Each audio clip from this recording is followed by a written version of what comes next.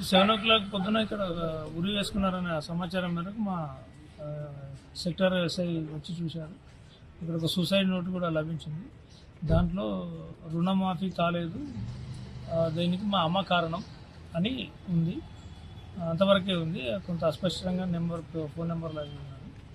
తర్వాత దాన్ని దర్యాప్తు చేస్తున్నాం. దర్యాప్తులో వాళ్ళ ఇద్దరికి కలిపి ఒకటే రేషన్ కార్డు ఉండి 2 లక్షల కంటే ఎక్కువ లోన్ ఇద్దరికి కలిపి ఉంది అని తెలిసింది. లోన్ ఎక్కువ ఉండడం వల్ల అది టెక్నికల్గా లోన్ మాఫీ కాకపోవడం వల్ల, అదేవిధంగా ఆయనకు కొన్ని హెల్త్ ఇష్యూస్ కూడా ఉన్నాయని చెప్తున్నారు వాళ్ళ ఫ్యామిలీ.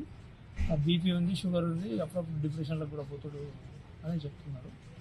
సో ఈ కారణాలతోటి సూసైడ్ చేసుకొని ఉండొచ్చు. ఏదైనా ఇప్పుడు ప్రాథమికంగా మేము ఇప్పుడే చూసినాము, డీటెయిల్డ్ దర్యాప్తులు తెలుస్తుంది. వాళ్ళు ఏ ప్రాంతానికి చెందిన వాళ్ళు? ఇది చిట్టాపూర్ దుబ్బాక.